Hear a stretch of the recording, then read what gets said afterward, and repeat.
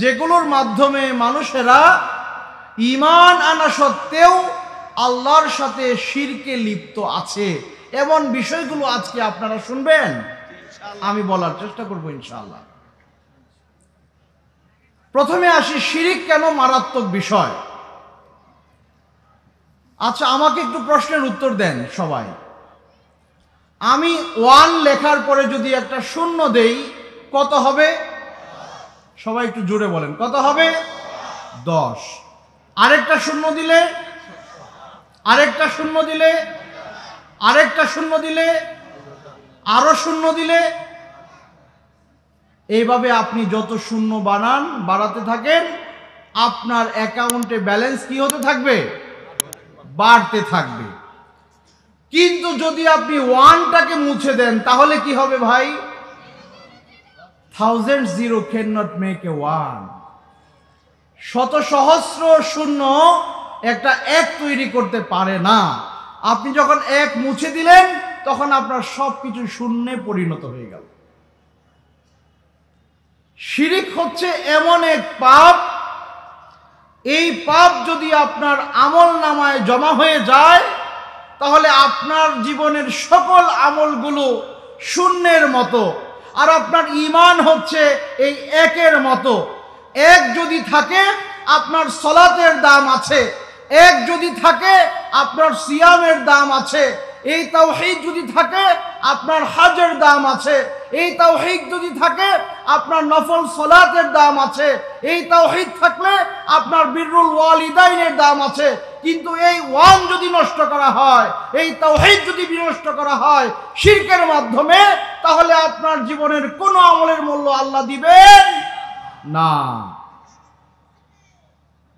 আল্লাহ সুবহানাহু ওয়া তাআলা শিরকের ব্যাপারে এত কঠোর কেন? শিরক মানে কি? শিরক মানে হচ্ছে আপনি আল্লাহ সুবহানাহু ওয়া তাআলাকে অস্বীকার করবেন, তাই না? একটু কথা বলেন না ভাই। শিরক মানে কি আল্লাহকে আপনি অস্বীকার করবেন? না।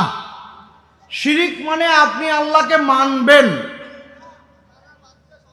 আপনারা আমার সাথে একটু কথা বলেন। শিরক মানে কি আল্লাহকে আপনারা অস্বীকার করবেন? না। শিরক মানে আল্লাহকে আপনি মানবেন, কিন্তু আল্লাহর সাথে আল্লাহর সমকক্ষ বা তার কাছাকাছি মর্যাদার অন্য কাউকেও মানবেন, এটা আল্লাহ সহ্য করবেন না।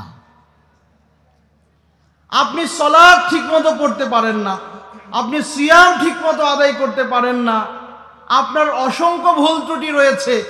আল্লাহ সুবহানাহু ওয়া তাআলা এই ব্যাপারগুলোতে আপনাকে চাইলে ক্ষমা করবেন, চাইলে শাস্তি দিবেন।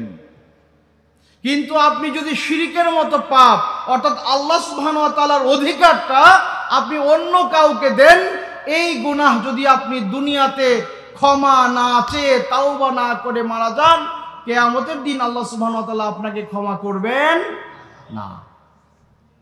একটা এক্সাম্পল দিই, শুনবেন? শুনেন। ধরেন এক ভদ্রলোক বিয়ে করেছে, তার স্ত্রী খুব ভালো সংসার বুঝে না, সন্তান জন্মগ্রহণ করলো, এই সন্তানের টেক কেয়ার, লালন পালন ঠিক মতো করতে পারে না, স্বামী শুধু রাগারাগি করে, অনেক অভিযোগ তার স্ত্রীর বিরুদ্ধে। তার মা, তার বোনেরা ছেলেকে বোঝায় যে বাবা একটু সবর করো, নতুন বউ, বছর 2 বছর হয়েছে, মাত্র বিয়ে হয়েছে, একটা বাচ্চা হয়েছে, আর একটু সময় দাও, সেই ব্যাপারগুলো আরো বেশি সামলে নিবে। বলে কিনা বলেন? বলে কিনা? বলে।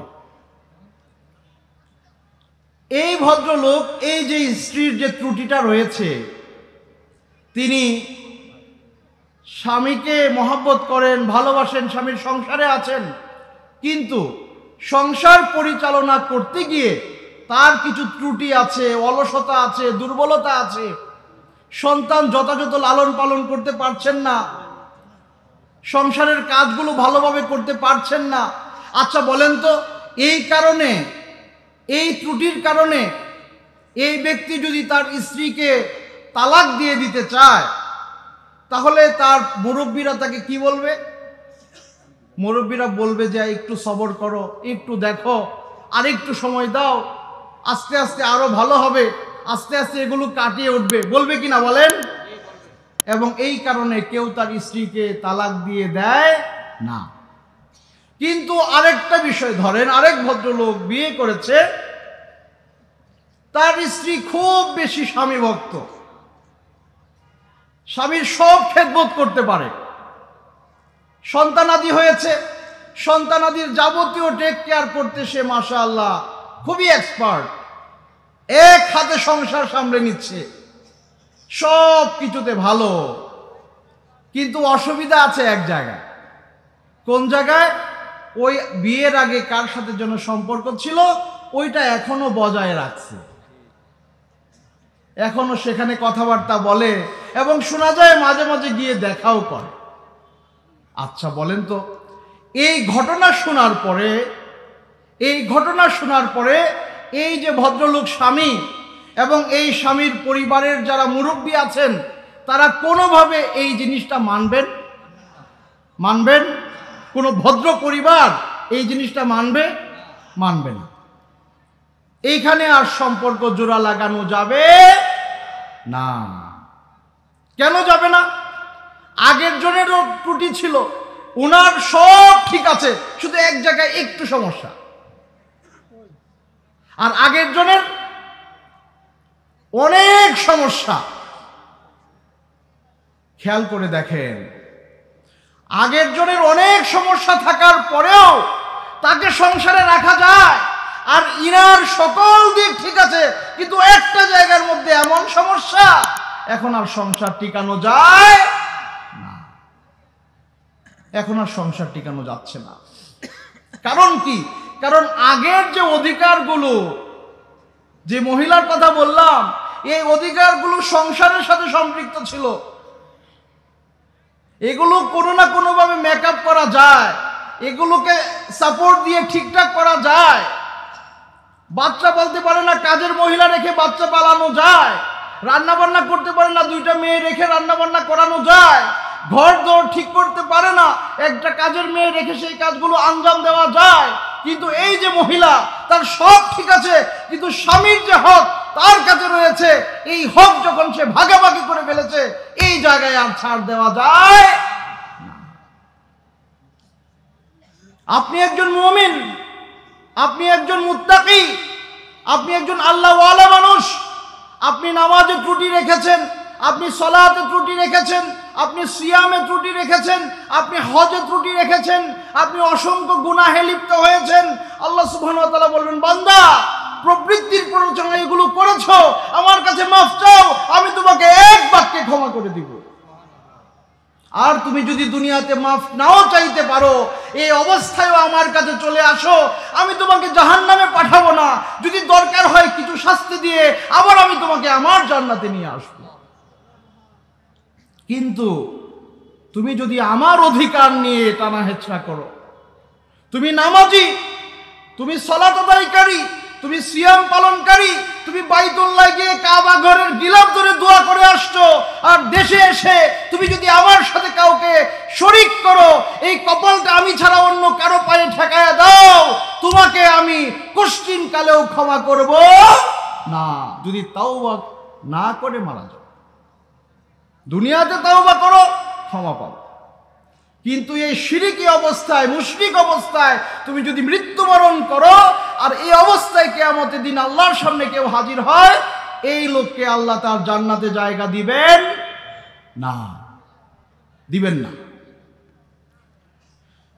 তাহলে শিরকটা কি জিনিস বুঝতে পেরেছেন? কথা বলেন, বুঝেন নাই? শিরক কি জিনিস বুঝতে পেরেছেন? এত মারাত্মক বিষয়। এখন এই শিরকগুলো কয় রকমের হইতে পারে জানেন? 2 রকমের হইতে পারে। সবাই আছেন আমার সাথে? শিরকগুলো কয় রকমের হইতে পারে?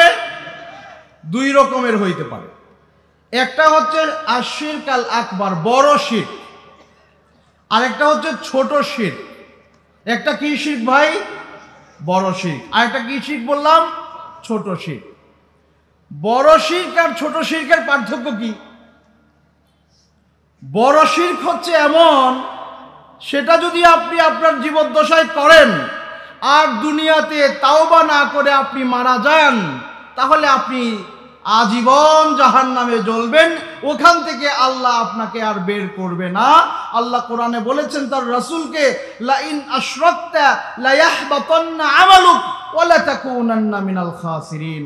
হে রাসূল, আপনিও যদি শিরকে আকবারে লিপ্ত হন, আপনার জীবনের যাবতীয় ভালো আমল আল্লাহ নষ্ট করে দিবেন এবং আপনি কিয়ামতের দিন ক্ষতিগ্রস্তদের অন্তর্ভুক্ত হয়ে যাবেন। এটা হলো বড় শিরক। আর ছোট শিরক যদি কেউ করে, তাহলে তার গোটা জীবনের সকল আমল বাতিল হয়ে জাহান্নামী হবে, এরকম না। তবে যে আমলে ছোট শিরক মিশ্রিত, ওই আমলটাকে আল্লাহ সুবহানাহু ওয়া তাআলা বাতিল বলে ঘোষণা করবেন। এখন আমরা আসব যে বড় শিরক কোনগুলো বা কিভাবে আমরা বড় শিরকে লিপ্ত হই। আমাদের সমাজের মানুষেরা কি মূর্তি পূজা করে ভাই? না। আমাদের সমাজের মুসলিমরা যারা আল্লাহকে বিশ্বাস করে, আমাদের কেবলাকে কেবলা মনে করে, তারা সাধারণত কাউকে আমরা দেখি না যে মূর্তিকে নিয়ে তারা সিজদা করছে। এরকমটা আপনাদের এলাকায় আছে? আমাদের এলাকাতে নাই। আশা করি বাংলাদেশে এই চিত্রটা নাই। সুতরাং মূর্তি পূজা নিষিদ্ধ ইসলামে, এটা আমরা সবাই জানি, এটা নিয়ে কথা বলার দরকার নাই। প্রশ্ন হচ্ছে, মুহাম্মদুর রাসূলুল্লাহ সাল্লাল্লাহু আলাইহি সাল্লামের যুগে যারা দুনিয়াতে ছিল, তারা মূর্তি পূজার মাধ্যমে শিরকে আকবারে লিপ্ত হইত। কিন্তু আমাদের এই সময়ে মানুষেরা মূর্তি পূজার মাধ্যমে শিরকে আকবারে লিপ্ত হয় না, এই কথা সত্য। কিন্তু ভিন্ন আরেক চিত্র আমাদের সমাজে রয়েছে, যেটার মাধ্যমে মানুষ শিরকে আকবারে লিপ্ত হচ্ছে। আপনারা কি শুনতে চান সেটা কি? কেন শুনতে চান? শুনতে চাই এজন্য যাতে করে আমি এটাতে পতিত না হই, আপনি এটাতে পতিত না হন, এই এলাকার মানুষজন এটাতে পতিত না হয়। আচ্ছা বলেন তো আপনার এলাকার একজন মানুষ যাকে আপনি এত ভালোবাসেন, মহব্বত করেন, কাছের মানুষ, অতি নিকটের মানুষ, তার ঘরে আগুন লাগছে, আপনার চোখের সামনে আপনি দেখছেন তার ঘরটা দাও দাও করে জ্বলতেছে। আপনি এটা দেখে সুন্দর করে হেঁটে হেঁটে আপনার দোকানে চলে গেছেন ব্যবসার জন্য। সে দেখতেছে তারপরে আগুন লাগছে, এটা দেখেও আপনি চলে যাচ্ছেন। সে আপনার কেমন বন্ধু হবে ভাই? এই বন্ধুত্ব টিকবে? সে আপনাকে কাছের মনে করবে না, বলবে এত বড় বিপদ তুমি আমার দেখেও তুমি সুন্দর করে হেঁটে হেঁটে চলে গেলা তোমার ব্যস্ততায়, তুমি আমার কেমন বন্ধু হইলা। এটা আপনি বুঝেন। তাহলে এই যে আমি এখন আলোচনায় আনবো যে বড় শিরকের মাধ্যমেও আমাদের মুসলিম সমাজে শিরকে আকবারে লিপ্ত হয়ে তার জীবনের গোটা আমলগুলো সে বিনষ্ট করে দিচ্ছে, এমন প্রতিবেশী আপনার আছে, আমার আছে, এই চান্দোলা এরিয়াতেও আছে। আপনি খুঁজলে পাবেন। তাদেরকে আপনি যদি সতর্ক না করেন, তাহলে আপনিও কিন্তু তাদের ভালো বন্ধু না। কথা বুঝতে পেরেছেন আমার? একটু রেসপন্স করেন। কথা কি বুঝছেন আমার? আচ্ছা, তাহলে আসেন এখন আমরা আলোচনায় যাই যে কিভাবে বর্তমান সময়ের মুসলিমরাও বড় শিরকে লিপ্ত হতে পারে। আমাদের সমাজের মানুষেরা, বিশেষ করে এই বাংলাদেশে যে সকল মানুষদের বসবাস, এই সমাজের মানুষেরা ওয়াসিলাকে কেন্দ্র করে আর তাওয়াসসুল বিষয়, কোনো কিছুকে ওয়াসিলা বানিয়ে আল্লাহ পর্যন্ত পৌঁছার যে টেন্ডেন্সি বা চিন্তাধারা সমাজের মানুষদের মধ্যে রয়ে গেছে, এখনো আছে, এটার মাধ্যমে একজন মানুষ শিরকে আকবারে লিপ্ত হতে পারে। এটা হলো একটা চিত্র। এরপরে আরেকটা চিত্র আছে, সেটার আলোচনাটা এটার পরে আমি করতেছি। ওয়াসিলার মাধ্যমে কিভাবে মানুষ শিরকে আকবারে লিপ্ত হয়। আমাদের সমাজের কিছু আল্লাহ ওয়ালা ব্যক্তিবর্গ আছেন যারা নিজেদেরকে মানুষের সামনে অনেক বড় মাশায়েখ, অনেক বড় বুজুর্গ, অনেক বড় আল্লাহ ওয়ালা, অনেক কারামতের অধিকারী, পানির উপর দিয়ে হেঁটে চলে গেছে, আকাশে উড়ে বেরিয়েছে, বাংলাদেশে বসে ওই আফ্রিকার জঙ্গলে কি ঘটতেছে সেটার খবর দিয়ে দিচ্ছে। এমন ঘটনাওয়ালা মানুষ আছে না নাই? আপনারা মনে শুনেন নাই? আপনাদের এলাকায় এমন কথা শুনেছেন কিনা জানি না, যে বাংলাদেশে বসে অন্য দেশের খবর উনি পায়, এমন মানুষের কথা শুনছেন? আছে। আমি এমন একটা গল্প শুনছিলাম, বলবো আপনাদেরকে। আচ্ছা, এক আল্লাহওয়ালা মানুষ, নিজেকে আল্লাহওয়ালা মানুষের কাছে তিনি পরিচয় দেন এবং নানান রকমের কারামত বর্ণনা করেন। এটা ঘটেছে, ওইটা ঘটেছে, অনেক কিছু। আমরা কারামাতুল আউলিয়া নিয়ে আমাদের কোনো মাথা ব্যথা না, এটা সত্য। আল্লাহ সুবহানাহু ওয়া তাআলা তার সম্মানিত আল্লাহর ওয়ালিদেরকে কারামাতের মাধ্যমে সম্মানিত করবেন, এটা সত্য। এই ঘটনা আপনার জীবনেও ঘটতে পারে, আমার জীবনেও ঘটতে পারে, যে কোনো মুসলিমের জীবনে ঘটতে পারে। আল্লাহ যে কাউকে সম্মানিত করতে পারে। তবে কারামাত নিয়ে আমাদের সমাজে যে গাঁজাখড়ি গল্প তৈরি হয়েছে, এগুলো নিয়ে আমাদের প্রশ্ন। এক ভদ্রলোক এমন নিজেকে খুব আল্লাহওয়ালা জাহির করেন মানুষের সামনে। তার একজন ভক্ত তৈরি হয়েছে, অন্ধভাবে তাকে মানে, যা বলে তাই বিশ্বাস করে। তো এই ভক্তের বাড়িতে ওই বুজুর্গ ব্যক্তি এসে হাজির হয়েছেন। এখন তাকে খাবার পরিবেশন করা হবে। খাবার পরিবেশন করার আগে যখন প্রস্তুতি নিচ্ছেন ওই ভদ্রলোকের স্ত্রী তার ঘরের ভেতরে, তখন হঠাৎ করে এই আল্লাহওয়ালা ব্যক্তি গলায় খাকড়ি দিলেন, গলায় আওয়াজ করলেন। মুরিদ জিজ্ঞেস করলেন যে শেখ, আপনি এটা কি করলেন? এভাবে কেন আওয়াজ করলেন? মনে হলো যে কোনো কিছুকে আপনি তাড়িয়ে দিচ্ছেন। কোনো কিছুকে কি করছেন ভাই? তাড়িয়ে দিচ্ছেন। তিনি বললেন যে আমি দেখতে পাচ্ছি পবিত্র মক্কা আল মুকাররমায় কাবা ঘরের ভেতরে একটা কুকুর ঢুকে যাচ্ছে। তো আপনি এখান থেকে এটা দেখে আর সহ্য করতে পারলাম না, আমি গলায় আওয়াজ করলাম যাতে করে এটা দূর হয়ে যায়। এই কথা শোনার পরে এই ভদ্রলোক তো একেবারে আল্লাহ, কাকে নিয়ে ঘরে আসছে। সাথে সাথে ঘরে গিয়ে বউকে বলছে যে এত বড় আল্লাহওয়ালাকে নিয়ে আসছি, তুমি তাড়াতাড়ি সবকিছু রেডি করে দাও। তো ওই ভদ্রমহিলা খুব জ্ঞানী মানুষ ছিলেন, বিচক্ষণ মানুষ ছিলেন। ওনার এই ধরনের কথাবার্তা পছন্দ হয় নাই, যে তুমি এখানে বসে কাবা ঘরের কুকুর তাড়াইতে পারো, এত বড় মানুষ নিয়ে আসছো, এই কাজ কার পক্ষে সম্ভব? তখন এই ভদ্র মহিলা কই মাছ ভাজি করলেন আর ভাত দিলেন, দিয়ে পাঠাইলেন ওই ভদ্রলোকের মাধ্যমে যে নেন আপনি মেহমানদারি করেন। তো খাবার নিয়ে যাওয়া হলো, আল্লাহওয়ালা ব্যক্তির সামনে খাবার দিয়ে রাখছে। বাড়িওয়ালা এসে বলতেছে শেখ শুরু করেন। এখন শেখ বলতেছে কেমনে শুরু করব, তোমার বউ শুধু ভাত দিছে, তরকারি কই? তো তখন ওই ভদ্রলোকের বউ ভেতর থেকে বলতেছে যে শেখ, আপনি আমার ঘরে বসে কাবা ঘরের কুকুর ঢুকতেছে এটা আপনি দেখে তাড়াতে পারেন, আমি যে ভাতের নিচে আপনারে কই মাছ ভাজা করে দিছি ওইটা আপনি দেখেন না? হ্যাঁ, এগুলো কি আল্লাহওয়ালা? এগুলো কি আল্লাহর ওলি না শয়তানের ওলি? এগুলো শয়তানের ওলি। সুতরাং এই ধরনের ভণ্ড মানুষদের থেকে দূরে থাকবেন। এরা এই সমাজের মানুষদেরকে ধর্মীয় ব্ল্যাকমেইলের মাধ্যমে মানুষদের সম্পদ অন্যায়ভাবে ভক্ষণ করে নিজেরা এক একজন অনেক টাকাওয়ালা হয়ে গেছে। তারা কাজকর্ম করবে না, মুরিদানরা যা নিয়ে আসবে তা দিয়ে চলবে। এগুলো জায়গা ইসলামে নাই।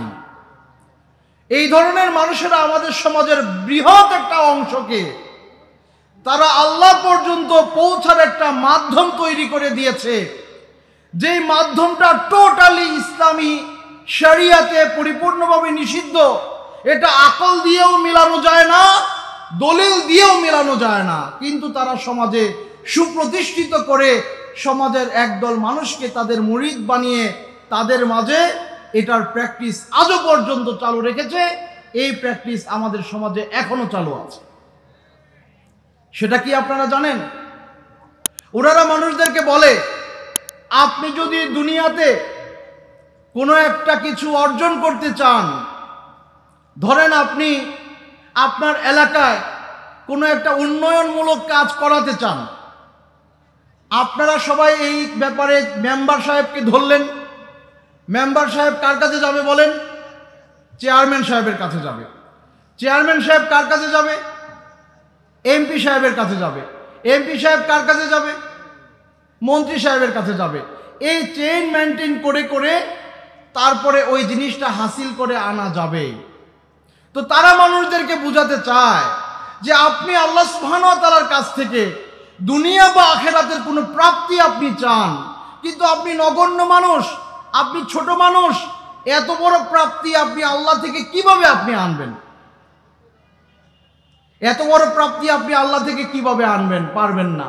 তো আপনি যাবেন আপনার যিনি উস্তাদ তার কাছে, তিনি যাবেন তার চেয়ে বড় যে আল্লাহর ওলি আছে তার কাছে। এইভাবে চেইন মেনটেন করে করে আল্লাহ পর্যন্ত পৌঁছা যাবে, এই কথা তারা মানুষদেরকে বলে বেড়াচ্ছে। এই কথা কি আপনারা শুনেছেন কোথাও? আমরা শুনেছি। তারা মানুষদেরকে এইভাবে বুঝায় যে এইভাবে আল্লাহ পর্যন্ত পাইতে হবে, আল্লাহ পাইতে হলে এই চেইন মেনটেন করতে হবে। কিন্তু আপনি যদি কোরআন এবং সুন্নাহ নিয়ে একটু গবেষণা করেন, একটু চিন্তা করেন এবং আপনার আকল দিয়ে চিন্তা করেন, এই ধরনের চিন্তা, এই ধরনের চেতনা, এই ধরনের মতবাদ ইসলামের শরিয়াতে সুস্পষ্ট রূপে কি ভাই? হারাম। এটা আকল দিয়েও টিকবে না, নাকাল বা দলিল দিয়েও টিকবে না। আকল দিয়ে টিকবে না কিভাবে দেখেন। আচ্ছা ধরেন যিনি আপনার দেশের প্রাইম মিনিস্টার আছেন, যার কাছ থেকে চূড়ান্ত মঞ্জুরি আনতে হয়, তিনি কি আপনাকে ব্যক্তিগতভাবে চিনেন? কথা বলেন না কেন আপনারা? তিনি কি আপনাকে ব্যক্তিগতভাবে চিনেন? চিনেন না, চিনেন না।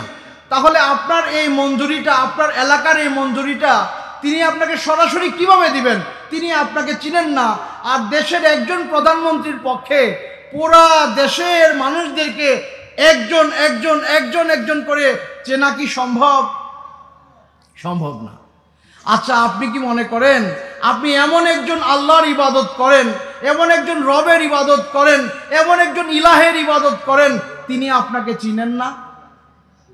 আপনার আল্লাহ কি আপনাকে ব্যক্তিগতভাবে চিনেন না ভাই? কথা বলেন। আপনার আল্লাহ কি আপনাকে ব্যক্তিগতভাবে চিনে না? তাহলে কিভাবে আপনি এই চিন্তা করতে পারেন যে দুনিয়াতে তুমি যদি কোনো কিছু পাইতে চাও তাহলে এইভাবে চেইন মেনটেন করে করে করে করে রাষ্ট্রীয় প্রধানের কাছ থেকে মঞ্জুরি আনতে হয়? তো আল্লাহ থেকে যদি কোনো কিছু পাইতে চাও তাহলে এইভাবে চেইন ধরে ধরে আল্লাহ পর্যন্ত পৌঁছাইতে হবে। এটা কি আল্লাহর বেলায় ঠেকবে ভাই? আল্লাহর বেলায় এই জিনিসটা যাবে? আল্লাহর সাথে এটাকে মিলানো যাবে? যাবে না। কারণ আমার আল্লাহ আমাকে ব্যক্তিগতভাবে চিনেন। আমি যখন মাতৃগর্ভে ছিলাম দুনিয়ার কেউ আমার খবর নেয় নাই, তখন খবর নিয়েছে কে? আল্লাহ। তখন আমার রিজিকের ব্যবস্থা করেছে কে? তখন আমার দেখভাল করেছে কে? আল্লাহ। সুতরাং আমার রবের সাথে আমার ব্যক্তিকেন্দ্রিক সম্পর্ক আছে। আমি ব্যথা অনুভব করি, আমার রবকে ডাকি, আমার রব তিনি সব কিছু শুনেন। আলিমুম বিযাতিস সুদূর, আমার অন্তরে কি আছে সেটাও তিনি জানেন, ঠিক কি না বলেন? তাহলে আমার রবের কাছে আমার যদি কোনো কিছু বলতে হয় আমি বলার আগেই তিনি জানেন। কিন্তু দুনিয়ার কোনো রাষ্ট্রপ্রধান আমার মনের ব্যথা, আমার অপ্রাপ্তির বেদনা তাকে গিয়ে বলতে হয়, কিন্তু আমার রবের কাছে বলার আগেই তিনি জানেন। তাহলে কিভাবে এই কথা আপনি বলেন যে দুনিয়াতে কোনো প্রাপ্তি যদি আপনি চান যেভাবে চেইন মেনটেন করতে হয়, আল্লাহকে পাইতে হলেও এরকম চেইন মেনটেন করতে হবে? এটা কি টিকলো? যুক্তি দিয়ে টিকলো না। এখন আসেন দলিলে টিকে কিনা? দলিলেও টিকবে না। আল্লাহ সুবহানাহু ওয়া তাআলা কোরআনে বলছেন, ওয়া ইযা সাআলাকা ইবাদি আন্নী ফাইন্নী করিব উজিবু দাওয়াতাদ দাঈ ইযা দাআন। আল্লাহ বলছেন যে যদি কোনো বান্দা, ওয়া ইযা সাআলাকা ইবাদি আন্নী, হে রাসূল আমার কোনো বান্দা যদি আমার ব্যাপারে আপনাকে জিজ্ঞেস করে তাহলে বলেন আমি তার অনেক কাছে রয়েছি, সে আমাকে যখন ডাকবে আমি তার ডাকে সাড়া দিব। আপনি ডাকলে আপনার ডাকে কে সাড়া দিবে ভাই? আল্লাহ। আপনি আল্লাহকে ডাকেন, আপনার ডাকে সরাসরি তিনি আহ্বান করবেন। তিনি আপনার ডাকে, আপনার এই আহ্বানে সরাসরি জবাব দিবেন কে? আল্লাহ। একটা জিনিস খেয়াল করে দেখেন, এই আয়াতে আল্লাহ সুবহানাহু ওয়া তাআলা বলেন নাই কোনো মুমিন যদি আমাকে ডাকে, কোনো আল্লাহওয়ালা যদি আমাকে ডাকে, কোনো আল্লাহর ওলি যদি আমাকে ডাকে, এ কথা বলেন নাই। কোনো নামাজ আদায়কারী যদি ডাকে, এ কথাও বলেন নাই।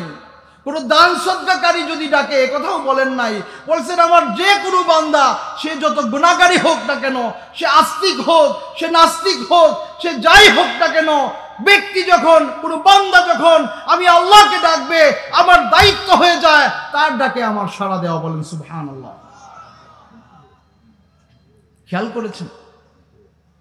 তাহলে আপনার রব কোরআনে বলছেন যে আপনি তাকে ডাকবেন, আপনার ডাকে আল্লাহ সুবহানাহু ওয়া তাআলা সরাসরি সাড়া দিবে। সেখানে আল্লাহকে পাওয়ার জন্য কোনো ব্যক্তির মাধ্যম ধরে তার পর্যন্ত যাইতে হবে না। তাহলে যে সকল মানুষেরা দুনিয়া থেকে গত হয়েছেন, চলে গেছেন, তারা আল্লাহওয়ালা ছিলেন, তারা আল্লাহকে ভালোবাসতেন, কিন্তু তাদের মৃত্যুর পরে তাদেরকে ধরে আল্লাহ পর্যন্ত যাইতে হবে, এটা হলো শিরকে আকবার, এটা হচ্ছে বড় শিরক। এই কাজ যদি কোনো ব্যক্তি করে তাহলে তার জীবনের সকল আমল নামা বাতিল হয়ে যাবে, আল্লাহর কাছে সে কিয়ামতের দিন জাহান্নামী হিসেবে সাব্যস্ত হবে। নাউযুবিল্লাহি মিন যালিক। কথা কি বুঝতে পেরেছেন? এই ধরনের অপরাধী আপনাদের সমাজে আছে না নাই? আপনাদের এলাকায়, আপনার পাশে পাশে চিন্তা করে দেখেন। যদি দেখেন এই ধরনের বিশ্বাস সমাজের কোনো মানুষ করে, তার সাথে সুসম্পর্ক গড়ার চেষ্টা করেন, তাকে ভালোবাসার চেষ্টা করেন, তাকে কাছে আনার চেষ্টা করেন, তাকে ঘরে দাওয়াত খাওয়ানোর চেষ্টা করেন, তাহলে কি হবে? আপনার সাথে তার একটা ভালো সম্পর্ক তৈরি হবে। এই ভালো সম্পর্কের মাধ্যমে তাকে আপনি বোঝানোর চেষ্টা করেন যে ভাই, তুমি আল্লাহকে যদি পেতে চাও এইভাবে না, সঠিক ওয়েতে আগাও। ইসলামী শরীয়তে রাসূল বা ওয়াসিলা গ্রহণ করে আল্লাহকে পাওয়ার পথ আছে, কিন্তু কোনো মৃত ব্যক্তি, তিনি আল্লাহর ওলি হন, তিনি নবী হন, তিনি ফেরেশতা হন, তাদের মাধ্যমে এইভাবে আল্লাহকে পাওয়া ইসলামে নিষিদ্ধ, এবং পবিত্র কোরআন এটাকে হারাম ঘোষণা করেছে।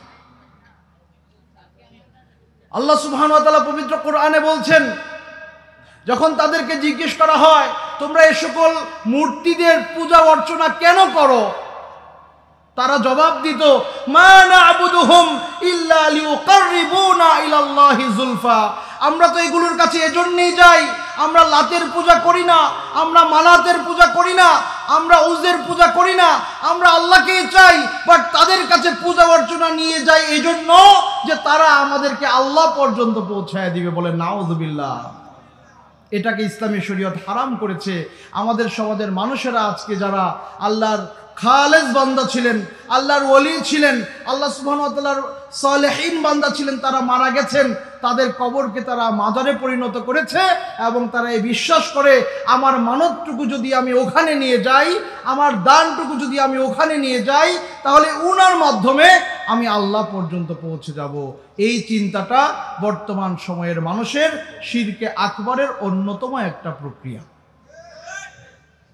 আপনারা কি বুঝতে পেরেছেন আমার কথা? এই পথে আপনারা যাবেন? এই পথে যাবেন না। আরেক জায়গায় আমাদের সমাজের মানুষেরা গোটা বাংলাদেশের প্রায় সকল মানুষের কাছে এই জায়গাটা ক্লিয়ার না। এখন যেটা বলবো শুনবেন আপনারা, শুনেন।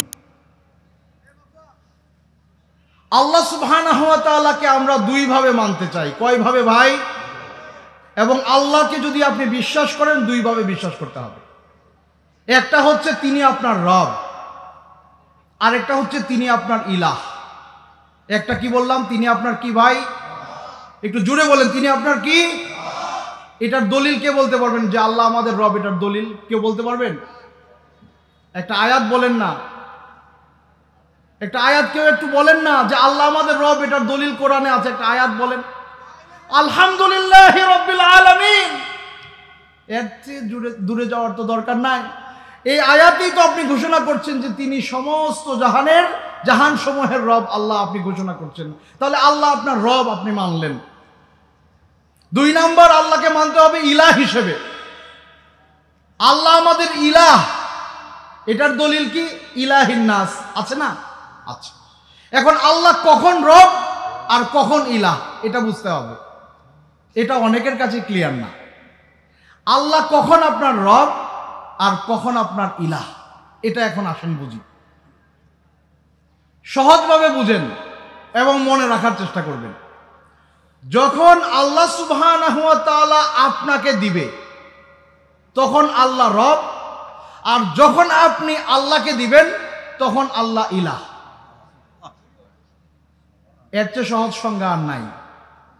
যখন আল্লাহ আপনাকে দিবে, আপনার স্রষ্টা কে? আপনাকে খাওয়ায় কে? আপনার হায়াতের মালিক কে? আপনার জীবনযাপনের ব্যবস্থা করেছেন কে? আল্লাহ। তাহলে আপনি গ্রহণ করতেছেন, আপনি রিসিভ করতেছেন, দাতা কে হলো এখানে? আল্লাহ। তখন তিনি আপনার কি হয় ভাই? রব। আর এখন এটা উল্টান, এখন দিবে কে? বান্দা। কাকে দিবে? আল্লাহকে। আপনার সালাত, আপনার সিয়াম, আপনার যাকাত, আপনার হজ, আপনার তাওয়াক্কুল, আপনার ভয়, আপনার তাওয়াক্কুল, আপনার ভয়, আপনার সিজদা, আপনার যাবতীয় সাবমিশন কার জন্য হবে? আল্লাহর জন্য হবে। তখন আল্লাহর পরিচয় কি? ইলাহ। কারণ আপনি দিচ্ছেন, রিসিভ করছেন আল্লাহ। তাহলে আল্লাহ সুবহানাহু ওয়া তাআলা যেহেতু আপনাকে এককভাবে দিচ্ছেন রব হিসেবে, তার অধিকার রয়েছে তিনি এককভাবে ইলাহ হিসেবে আপনার কাছে পেয়ে যাবেন। সুবহানাল্লাহ। কিন্তু আমাদের সমাজের মানুষেরা, বর্তমানের বাংলাদেশের কথাই বলছি, বর্তমানেও বাংলাদেশে যে সকল মানুষেরা আমরা রয়েছি, আজও পর্যন্ত বাংলাদেশের সকল মুসলমান, আপনি 92% মুসলমান বলেন আর যাই বলেন না কেন, আজকে পর্যন্ত বাংলাদেশের সংবিধান কি আল্লাহ সুবহানাহু ওয়া তাআলার নামে, আল্লাহর বিধান অনুযায়ী লেখা হয়েছে? হয় না। তাহলে আল্লাহকে দুনিয়ার সব মানুষেরা, বাংলাদেশের সব মানুষেরা এখনো পর্যন্ত রব হিসেবেই যথাযথভাবে মানতে পারছে না। এখানে ত্রুটি রয়েছে, ঠিক কিনা বলেন? রয়েছে। আপনাদের সমাজে, আমাদের সমাজে সংসার চালায় কে ভাই? কে সংসার চালায়? বাবা সংসার চালায়। আপনাদের এখানে কি মায়েরা সংসার চালায়? বাবারা সংসার চালায় না? জি, বাবারা সংসার চালায়। মাথার গাম পায়ে ফেলে সন্তানদের জন্য, স্ত্রীর জন্য যা করার করেন। এই সন্তানটা যখন আস্তে আস্তে বড় হয়, স্কুলে ভর্তি হবে, এই বাচ্চাটা কোন স্কুলে পড়বে, কোন প্রতিষ্ঠানে পড়বে, সিদ্ধান্তটা কে নেয় ভাই? কথা বলেন, সিদ্ধান্তটা কে নেয়? বাবা নেন। এই সন্তানটা যখন বড় হয়, মেয়ে বড় হলো, বিয়েটা কোন ঘরে হবে, প্রধান সকলে পরামর্শ দেয়, কিন্তু সিদ্ধান্তদাতা কে থাকে ভাই? বাবা। বাবা সিদ্ধান্তদাতা থাকেন কেন? কারণ তিনি এই সংসারের জন্য কি করছেন? ব্যয় করছেন, খরচ করছেন, পয়সা ঢালতেছেন, ঘাম ঝরাচ্ছেন, তিনি সিদ্ধান্ত দেন। মাঝে মাঝে এমন দেখা যায় যে বাবার এখন বয়স হয়ে গেছে। বাবার কি হয়েছে ভাই? বয়স হয়ে গেছে। ছেলে একজন আমেরিকায় থাকে, নিউ ইয়র্কে থাকে, প্রতি মাসে বিশাল অঙ্ক টাকা দেশে পাঠায়। এখন সংসার কে চালাচ্ছে? সভাপতি সাহেব, ভাইয়ে চালাচ্ছে। কে চালাচ্ছে সংসার? ভাইয়ে চালাচ্ছে। কারণ ভাই বিদেশ থেকে কি দেয়? টাকা দেয়। এখন বোনের বিয়ে হবে, বিয়ের প্রস্তাব আসে ডান দিক থেকে, বাম দিক থেকে, নানান জায়গা থেকে। তো বাবাকে জিজ্ঞেস করে যে বাবা হিসেবে আপনার কি মত এই বিয়েতে? প্রস্তাব আসছে, আপনি কি বলেন? তখন বাবা কি উত্তর দেয় বলেন তো? বাবা কি উত্তর দেয়? বাবা বলে বড় জনরে জিজ্ঞেস করো। বাবা কি বলে? আপনার মনে আমার কথা বুঝেন না, আমি কি বাংলা বলতেছি না? তখন বাবা বলে যে বড়জনকে জিজ্ঞেস করো বড়জন কি বলে। কেন এই কথা বাবা বলে? কারণ এত বছর বাবা সংসার চালাইতেন, বাবা খরচ দিতেন, বাবা টাকা দিতেন, পয়সা দিতেন, এই সংসার আগলে রেখেছেন, সিদ্ধান্তদাতা বাবা ছিলেন। কিন্তু আজকে যখন এই কাজটা বড় ভাইয়ের কাঁধে এসে পড়েছে, প্রতি মাসে খরচ বড় ভাই দিচ্ছেন, সংসার বড় ভাই চালান, আজকে সবাই বুঝে এই সংসারের সিদ্ধান্ত কে নিবে? বড় ভাই নিবে। তাহলে আপনি এটা বুঝেন, আল্লাহ আপনাকে খাওয়াচ্ছে, আল্লাহ আপনাকে পড়াচ্ছে, আপনার সারভাইভের ব্যবস্থা আল্লাহ সুবহানাহু ওয়া তাআলা করছেন। দুনিয়ার সকল নিয়ামত, আল্লাহর নিয়ামতে আপনি ডুবে আছেন। আপনার হায়াতের মালিক কে? আল্লাহ। আপনার রিজিকের মালিক কে? আল্লাহ। আপনার মৃত্যুর মালিক কে? আল্লাহ। এই কথা আপনারা সবাই মানেন। তাহলে আপনার জীবন পরিচালিত হবে কার সিদ্ধান্তে? আপনার জীবন পরিচালিত হবে কি দিয়ে? আপনার জীবন পরিচালিত হবে কি দিয়ে? কিন্তু আমরা কি কোরআনকে সংবিধান বানিয়ে জীবন পরিচালিত করতে পারছি? পারছি না। তাহলে এই জায়গায় কি মানুষেরা নিজেরা তাদের রবের সিদ্ধান্তের পরিবর্তে নিজেরা নিজেদের জীবনের সংবিধান রচনা করার মাধ্যমে আল্লাহর সাথে শিরকে লিপ্ত আছে না নাই, এই চিন্তা করার দায়িত্ব আপনাদের। এই সিদ্ধান্ত আপনাদের। চিন্তা করে দেখবেন যে আমি একজন মুসলিম, আমাকে আল্লাহ চালাচ্ছেন, আল্লাহ খাওয়াচ্ছেন, আমার রিজিকের মালিক আল্লাহ, আমার জীবনের মালিক আল্লাহ, আমার সারভাইভের সকল কিছু আমি তার অধীনে করছি। কিন্তু আমি জীবন চালাতে গিয়ে আল্লাহ যা হালাল করেছেন তা আমি হারাম মনে করছি, আল্লাহ যা হারাম করেছেন তার সমাজে হালাল করা হয়ে গেছে। আর এই ব্যাপারে আমাদের কোনো রকমের অনুভূতি নাই, এটা পরিবর্তনের কোনো চিন্তা নাই, কোনো চেষ্টা নাই। এই অবস্থায় মারা গেলে আপনার কাছে শিরকের ছিটিফুটা নাই, এই চিন্তা আপনি কিন্তু করতে পারবেন না। এই জায়গায় চিন্তা আনতে হবে। সম্মানিত উপস্থিতি যারা আমাদেরকে শুনছেন, যে এখানেও কিন্তু এই মাস পিপল, বাংলাদেশের যত মানুষ রয়েছে সবার এখানে দায় রয়েছে। আর যারা এই দেশের মানুষদের পরিচালিত করছে, যারা মাথা রয়েছে, যারা দেশ চালাচ্ছে এবং সংবিধান রচনা করছেন, তারা এক একজন কিন্তু তাদের রবের দায়িত্ব নিজেদের কাঁধে নিয়ে মানুষদের পরিচালনা করছেন। তাদের ব্যাপারে আল্লাহ সুবহানাহু ওয়া তাআলা কঠোর করে বলেছেন, ওয়ামান লাম ইয়াহকুম বিমা আনজালাল্লাহ ফাউলাইকা হুমুল কাফিরুন ফাউলাইকা হুমুল ফাসিকুন ফাউলাইকা হুমুজ জালিমুন। যারা আল্লাহর নাজিলকৃত এই গ্রন্থ থেকে তাদের জীবনের সংবিধান রচনা করে না, তাদেরকে কোরআন বলেছে তারা কখনো কাফের, তারা কখনো জালেম, তারা কখনো ফাসিক। বুঝতে পেরেছেন? আচ্ছা, তো এই হলো আমাদের সমাজে শিরকে আকবরের দুইটা চিত্রের কথা বললাম। একটা ইবাদতের ক্ষেত্রে, আর একটা আল্লাহকে রব হিসেবে যথাযথ না মেনে আল্লাহ সুবহানাহু ওয়া তাআলা যে জীবন চর্চার জন্য এই কোরআনুল কারীম নাজিল করেছেন জীবন বিধান হিসেবে, এটাকে আপনি যতক্ষণ পর্যন্ত আপনার সমাজে সংবিধান হিসেবে রচিত করতে না পারবেন, তার আগ পর্যন্ত এই দেশের সংবিধান রচয়িতা যারা আছে তারা সবাই আল্লাহ সুবহানাহু ওয়া তাআলার দায়িত্ব নিজেরা পালন করছে এবং এক একজন নিজেদেরকে আল্লাহর জায়গায় বসানোর চেষ্টা করছে। আচ্ছা, আল্লাহ সুবহানাহু ওয়া তাআলা আমাদের সবাইকে শিরকে আকবার নিয়ে যে আলোচনা করলাম এগুলো বোঝার তৌফিক দান করুন। আল্লাহুম্মা আমিন। ওয়া সাল্লাল্লাহু তাআলা আলা সাইয়্যিদিনা ওয়া নাবিয়িনা মুহাম্মদ। আল্লাহুম্মা আমিন। সম্মানিত দিনী ভাইরা, যারা এতক্ষণ অনেক কষ্ট করে আমাদের